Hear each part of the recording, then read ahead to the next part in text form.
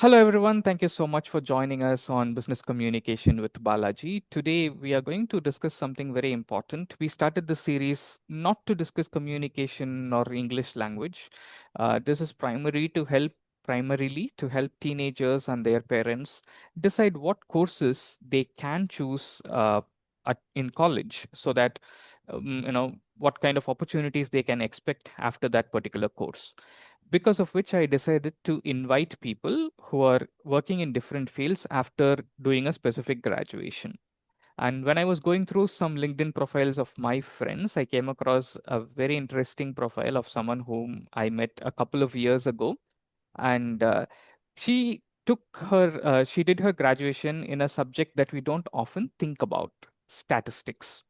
I do not know how many of you told your parents, or how many parents thought about, I want to put my child in statistics rather than engineering. And you think about different types of engineering, but then you don't really pay attention to statistics as a subject. Some people might even think about mathematics, but I do not know if many people think about statistics as a subject that is suitable for graduation for your child, or any of you students who are watching this as well. Um, so now, just to give you a heads up about statistics, I do not know much about it, but one of my mathematics teachers at school said this. Statistics was one of his papers in his BSc mathematics, and he said anyone who failed that paper had a very tough time clearing it later. So now you can imagine how would it be to study statistics as the only subject for 3 years as your undergraduate. And our guest today has also done post graduation in statistics, and she did it from a very reputed institution, Indian Statistical Institute, Kolkata, and post which she took up very interesting jobs. Currently, she is the vice president at one of the world's leading banks.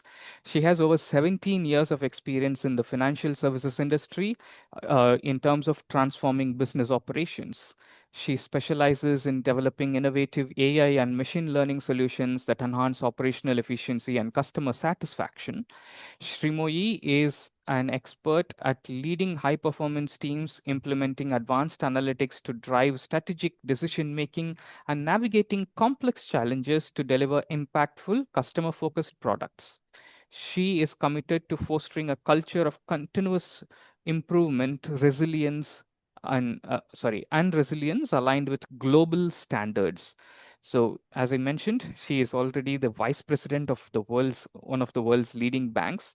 So that means she has to be at global standards, everything that she does. And it's she's at global standards not just in terms of her work. I am happy to say that I met her at a music school where I joined as a student, and she had already learned music for several years, but she also moved to a new city, and she was trying different music schools there. And she is an amazing singer. She is a fabulous singer. It is a pleasure listening to her. She has learned Hindustani classical music for several years, and it's certainly a treat to our ears to listen to her. If time permits, we can ask her to sing, provided she can, depending on how her throat is. We were supposed to have this interview yesterday, but we couldn't. She was kind enough to agree to do this interview today. And as a vice president, as a person who handles multiple things, and also someone who who dons multiple dos or dons. I don't remember the exact word, but who wears multiple hats. She was kind enough to agree to do this interview today. Our guest is Srimoyi Dattagupta, who is the vice president of a world's leading bank. Thank you so much. One of the vice presidents of a world's leading banks. Thank you so much for joining us, Srimoyi. It's a pleasure to have you here. Thank you, Balaji, for such a nice introduction, I would say first. I'm a big fan of yours. And to let you know that I couple of times I went to Balaji for the public speaking and all those courses. So thank you so much, Balaji, for inviting me today here and making me feel like, I can inspire many people.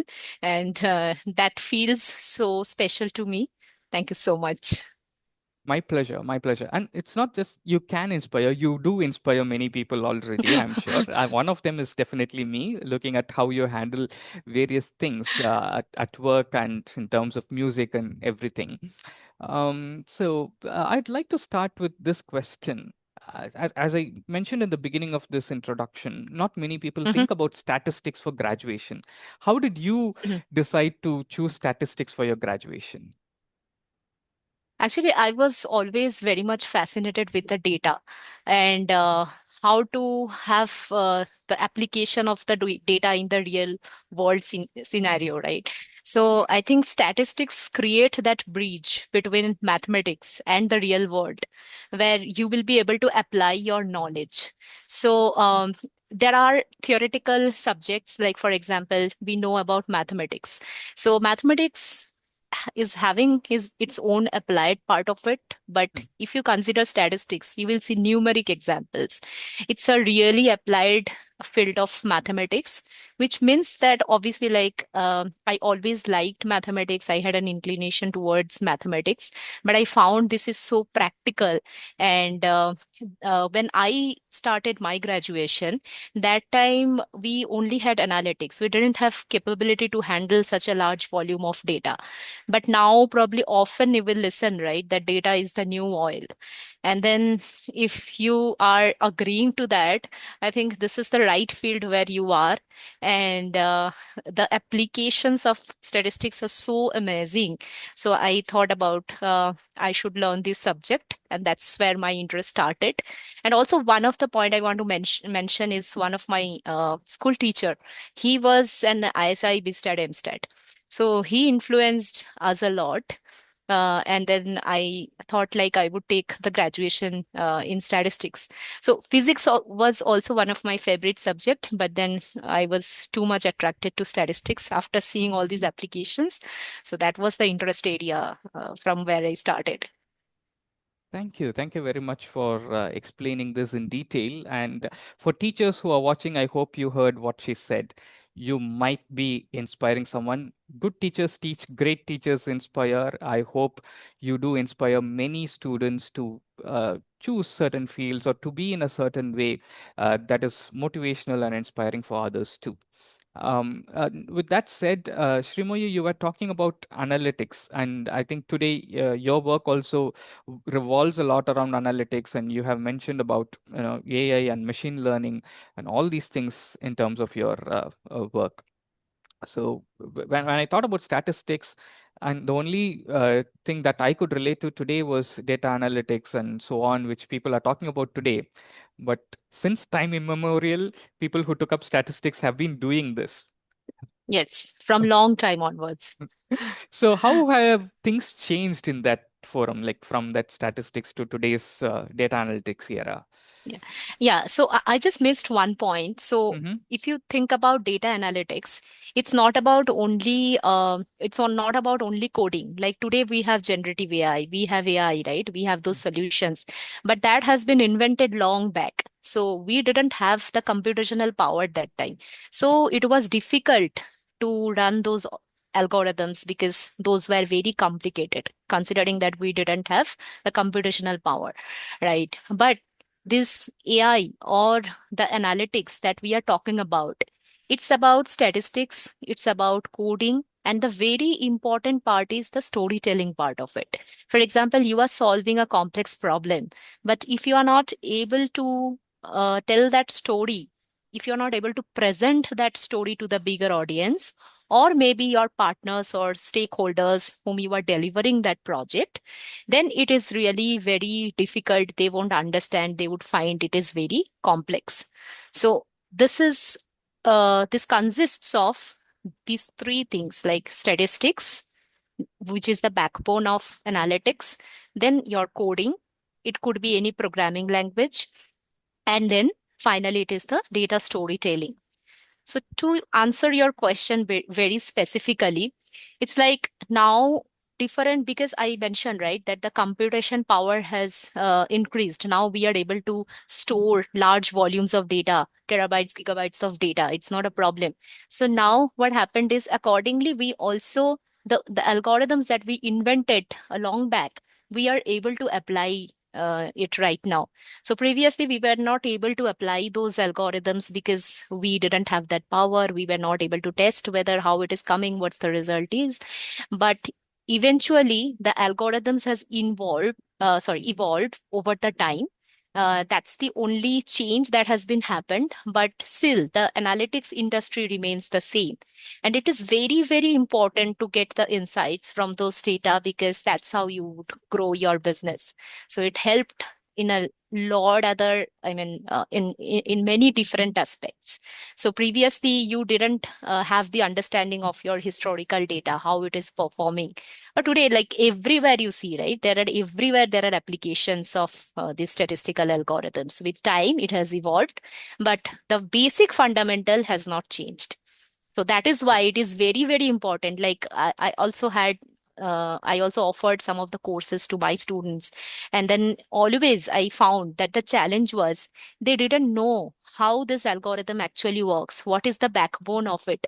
So even if AI is there, if you are modifying also something, you also need to understand that what is the background of it, what is the foundation or what is the basics of it. So that part has still not changed, but it has been evolved with multiple algorithms and changes that's in place. So hope I answered your question.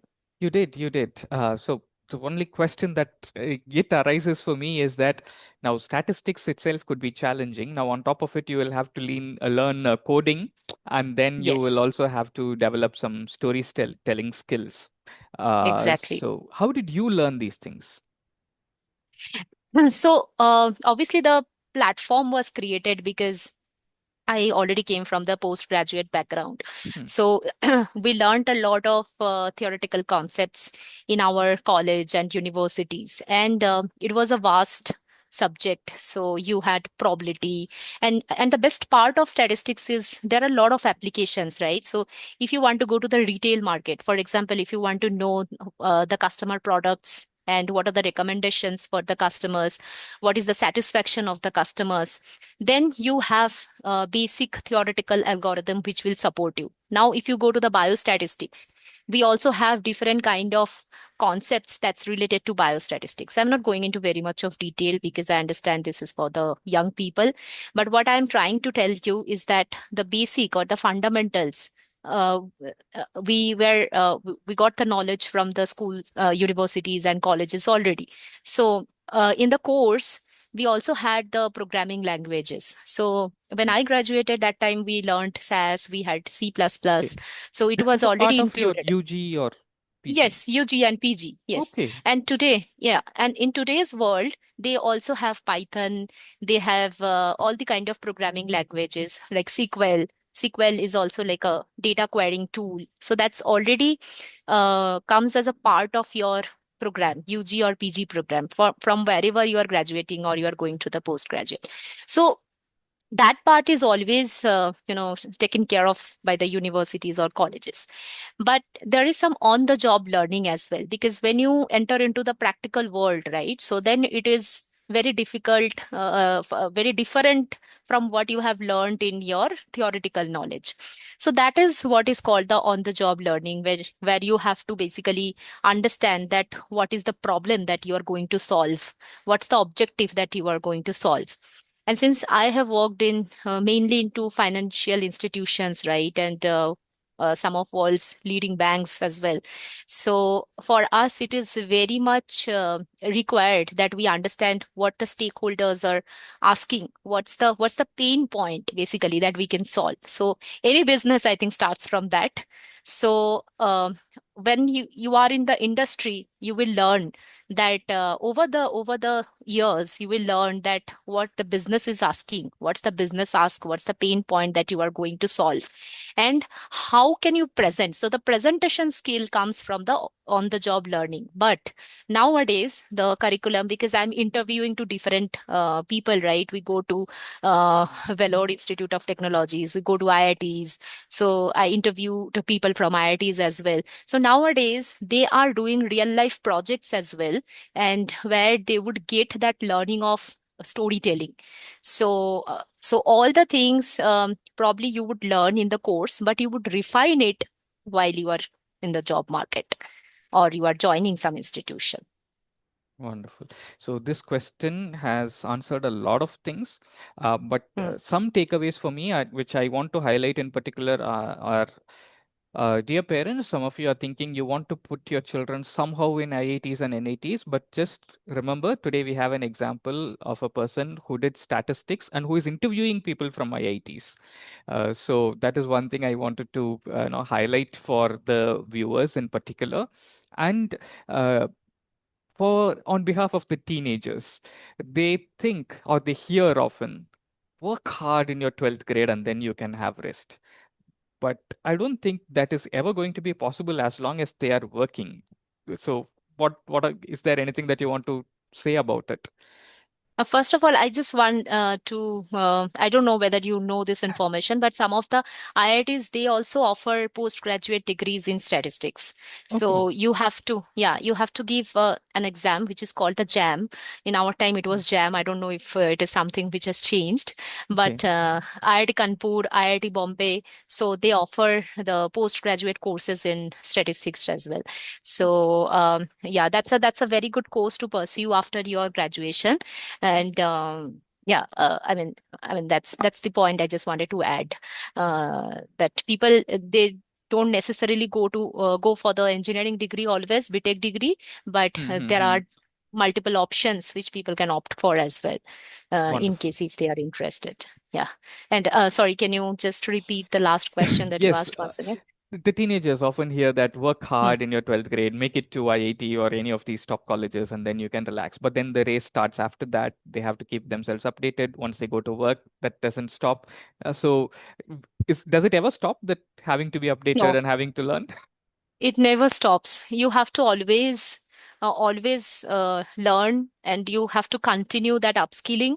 So see, when we joined, that's what I was talking about, my journey, right? It was Mm, only analytics, it was the classical statistics, and we entered into that era when unstructured data, for example, if customers are providing feedback, how can you analyze those data set, how can you improve that customer satisfaction? Let's say today it's 70%, how can you make it 80%?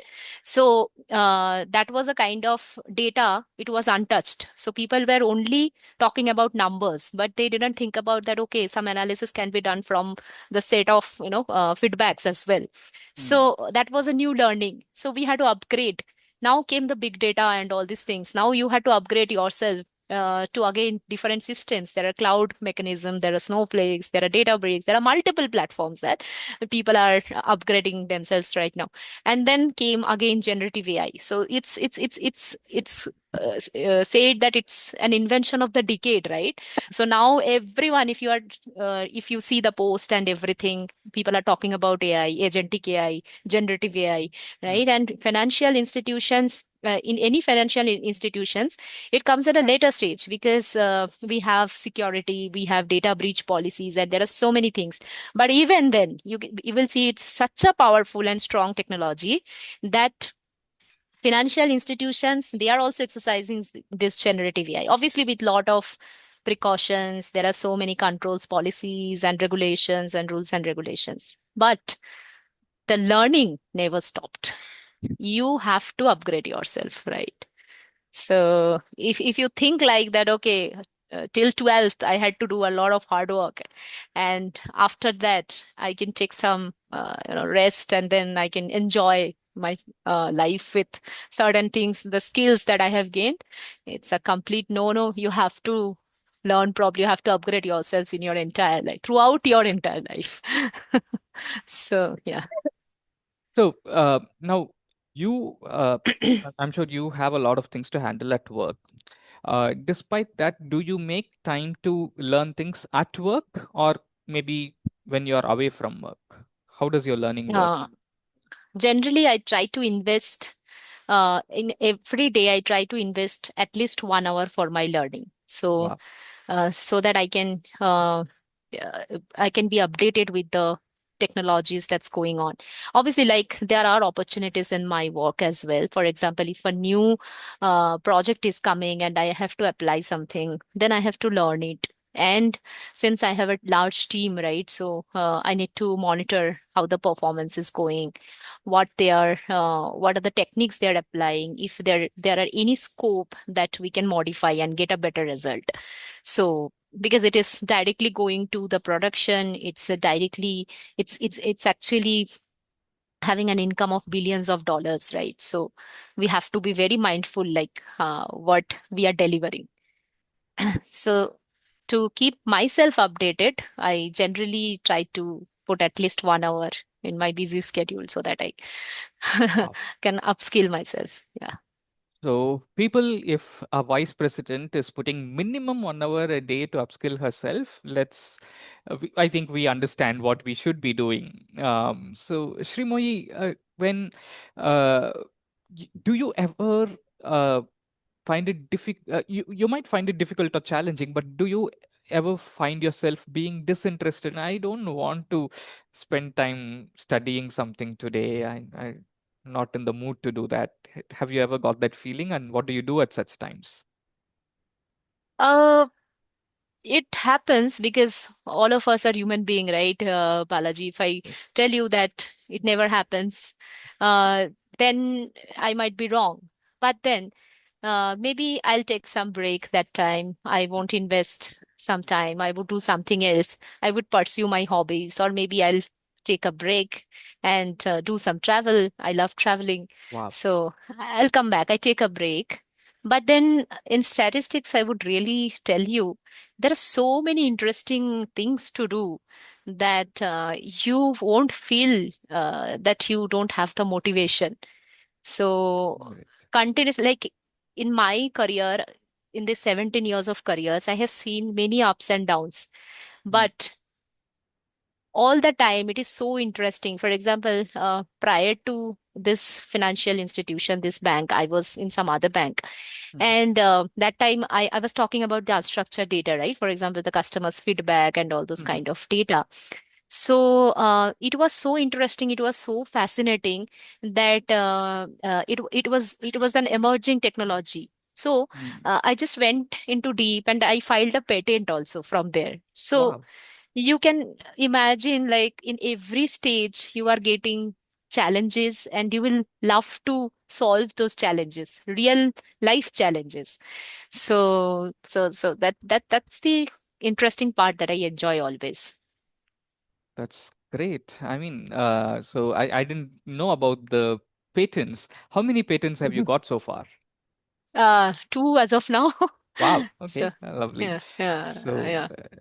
these patents, are they related to statistics or anything close to It that? was related to business problem, but yeah, statistical algorithm has been used in the backend. Yeah. Okay. Okay. But Great. we do have, like in all the banks or this kind of Mm, large institutions, they have provisions for you. You can publish white paper, you can file mm, patent as well. So yeah, awesome. it all depends Um, upon how mhm, much motivated you are or what is your interest level. Yeah. got you. Srimoy, when people do, let's say, a BSc statistics, what Mm-hmm. kind of jobs can they expect to get into? Where are they needed? See, like if you are asking that where are they needed, Mhm, I would say like there are, I mean, everywhere. I mean, it's like that's what I told you, right? The vast application of it. I don't know if people are aware about it, but they are required in government services as well. So there are Indian Statistical Service Examination, ISS. In Reserve Bank of India, people can apply for that RBI mm, exams. And SBI also, there are probationary officers. So you would directly join in the post of officers, right? So this is what about government sector. Talking about the private, this is an ideal situation, I would say, because now data science is here. So you can join as a data scientist, you can join as a data analyst, you can join as business analyst, right? You can join as a market research analyst. You can join as a biostatistician in the field of biostatistics. For example, GSK and all those companies, right? They hire a lot of biostatistician. But If you ask me, after the graduation, I think people should do some kind of post-graduation degree, which would definitely enhance their values in the job market if they are job oriented. But there is a vast scope of research as well. So people who are interested in Hmm. research, R&D, right? So each and every company, they are having a big R&D and they very much invest in those statisticians. So people who are completing their doctorate or PhD degrees, they are, I mean, don't ask me, they are at very high demand. And as you rightly pointed out, right, that very few people know about it. So I Hmm. think so many people go for engineering degrees and all, but very few people go for the statistics degree. Very few. I mean, it could be, it won't be even 1%, I think. I mean, it's a very low number of people, but the opportunity is vast. Because you are having all the concepts that's required today, you would be very strong starting from that.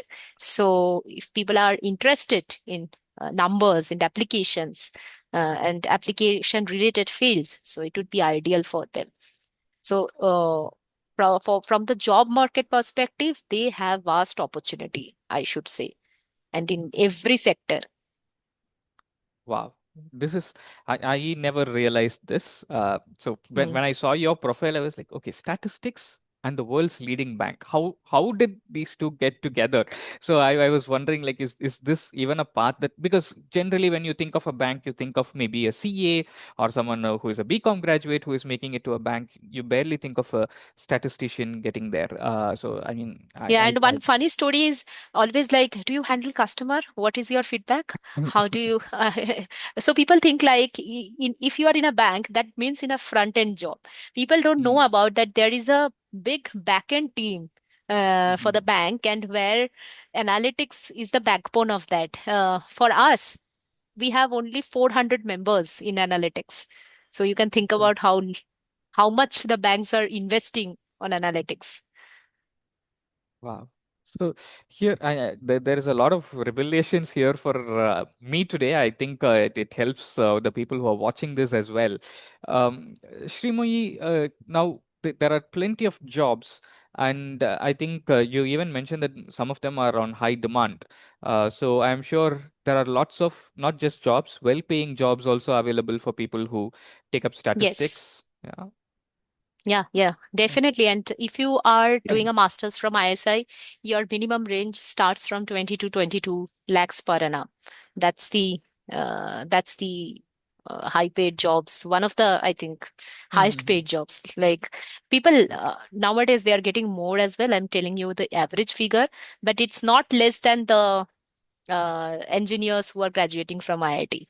At the same scale, they are considered. Oh, wonderful.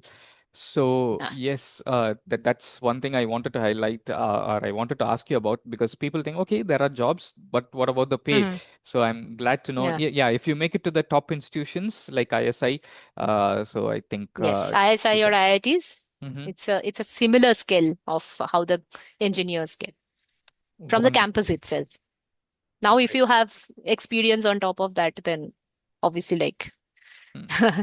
it would be a high amount. Great. So you mentioned about research too. I think you worked in the research field for a while. Can you tell us about that Yes. experience a little bit? Oh, that's a great experience. I met so many renowned professor from ISI because what happens is because they have the government funding projects as well, right? So, Hmm. initially I had a plan to complete my PhD actually, but due to some unforeseen circumstances in my family, I wouldn't pursue. I had to take a job, but that was the main primary reason for me to go into some of the project and understand that how it works. But those are directly coming from government. Sometimes it's a funded project, and it's having all the real life applications. For example, I was working on that time in the currency, like currency exchange market, how it's going to be, how can we predict that. Hmm. So it was like very interesting problems. I did one of my white paper in ISI while I was in ISI. So that was like how human genes are working, and what are the changes that can be made on the genes, and what are the effects of it, how can we predict those occurrences and all those things. So there are multiple applications, and there are multiple I mean problems that you can solve also, but those research projects are really very important. And if someone is really interested to go into the field of research, that gives them a platform that how to solve a real life project while doing their thesis as well. So yeah, that's a great opportunity. Thank you so much for telling us about your experience in research. I think this gives an idea for some of those who might be interested in research about what they can expect when they get there. And Uh, most of my students who did the research, they are now settled in US, and they are professors in some of the universities. They are continuing with their research, and it's a uh, like high paying jobs there as well. Yeah. okay, so now there are opportunities available all over the globe when they do Yes. statistics. Okay, so you mentioned your students. Are you also into teaching? So I knew about music, travel, banking. So now one more. So tell us about that. So actually, I was I'm responsible for the L&D part in my organization, right? So Mhm. I'm very much fascinated about teaching.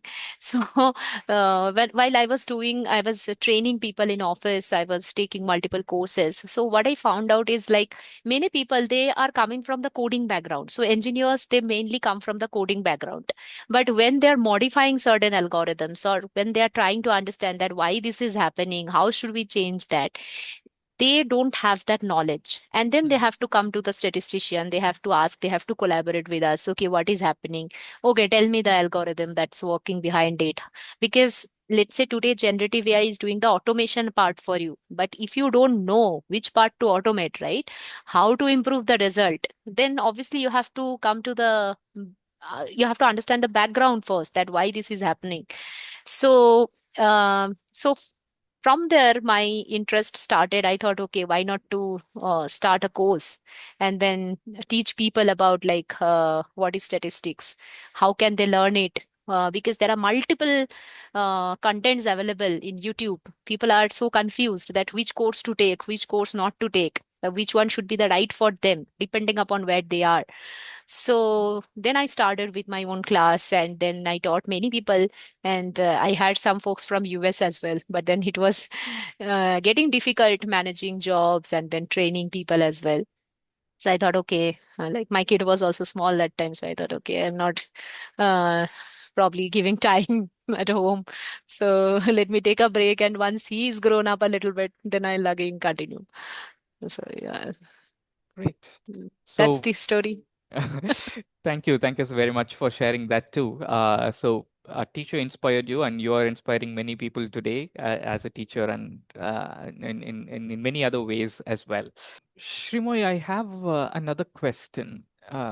While you do multiple things, do you think one helps the other? Like your music, does it help you in any way at work or with teaching? Or maybe does your travel help you with anything related to data analytics? Does that happen? Definitely. And that's a great question, Balaji. So, yeah, like, obviously, music is a passion for me, but that's a hobby. Mhm. Sometimes, if I feel like there are a lot of pressure, I just probably switch off from there, and it calms my mind. Music calms my mind. Music is like it's as it's said, right? That music heals everything. Yes, it So does. yeah, it's definitely is a good part of it. And not only that, in banking or any other organization, apart from your career and all, you also have a community. Mm. So you have some sort of engagement. So people know me, right? Okay, that she's a singer, or Mhm.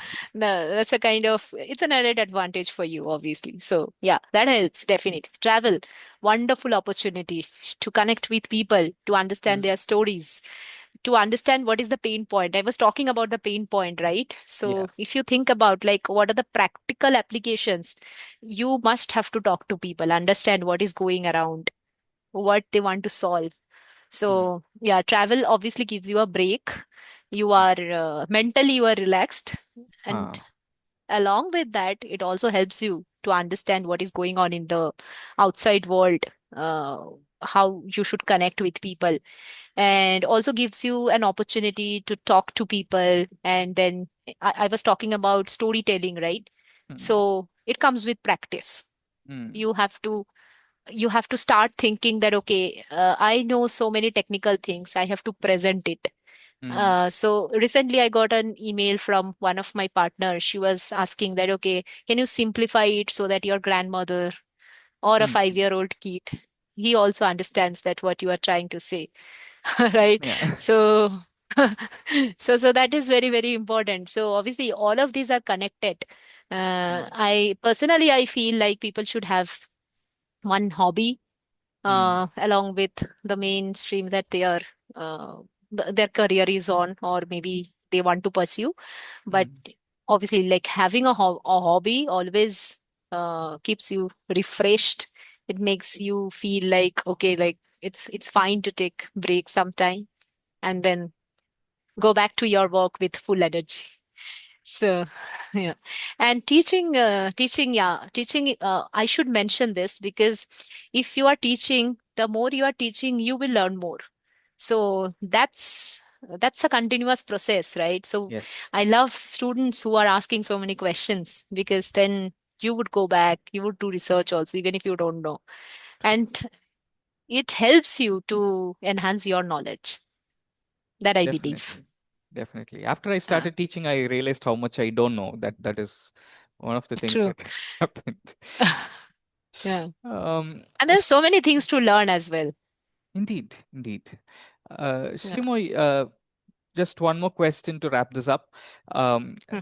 Now, let's say maybe a teenager watching this is thinking, I think statistics might be interesting. It might open new doors for me and all that, but I'm not very sure if I want to take this up for my graduation.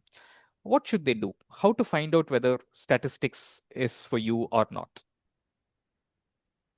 First of all, I would say, first understand that whether you are interested in maths or not, Hmm. because statistics is the applied part of mathematics. So it is very difficult for people, because I have seen people who are coming from, let's say, masters in English, they want to learn. So I'm not saying that this is impossible, but Hmm. they have to put a lot of hard work True. to understand that what is coding, how Hmm. to write a programming language, and all these things. So maybe people are doing something else, right? They are into some other fields, and later they realize, okay, I need to pursue this subject, statistics. I love this subject. People are doing data science courses, which is fine, Hmm. but try to understand the basics of it. I should say first, learn from the basics, which is very, very important. Nowadays everything is automated, so you don't have to put a lot of effort in coding, you don't have to put a lot of effort in trying complex algorithms and all, but the basics or the fundamentals should be very clear to you. So that's one thing. People can come from a different background. They are interested, maybe someone, for example, let's say did English honors or something, right? Graduation in some other subject, and then they got a job of, let's say, telecaller, or someone who is in the chat process or voice process, right? So now they are interested to understand that, okay, I am receiving so many data every day, how can I make some analysis out of it, how can I make it very interesting, so that people, I can provide some more insights to that data. If you have that curiosity, if you have that curiosity in your mind, and you want to do something else, then I would say nothing is impossible, but your fundamentals or basics should be very clear. Rest of the things, I think now generative AI is here, ChatGPT is here. It would help you a lot. Yeah, and that was actually the pain point. Many people said that I'm good at analyzing things, but I don't understand codes. I don't Hmm. know how to write codes, right? Coding is really very difficult for me. I Hmm. don't want to go to that phase where I have to write complex codes and I don't understand SQL. So I think here, that is what exactly the thought of many people was, and that's why generative AI is here to help you. It would give you all the support, but you have to have a curious mind. Awesome. Thank you very much, Shrimoy, for answering all our questions patiently and very clearly.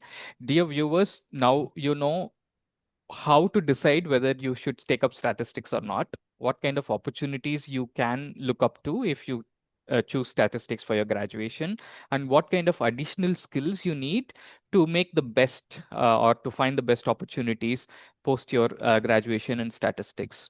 I hope if these three things are clear to you, we have made this 1 hour really worth it for all of you who are watching. Thanks a lot for sticking around. And Srimoyi, once again, thank you very much for all your clear, detailed answers. Despite your busy schedule, thanks a lot for being here and helping us out. Thank you. My pleasure, Balaji. Thank you so much. I really enjoyed this conversation. Thank you. Thank you.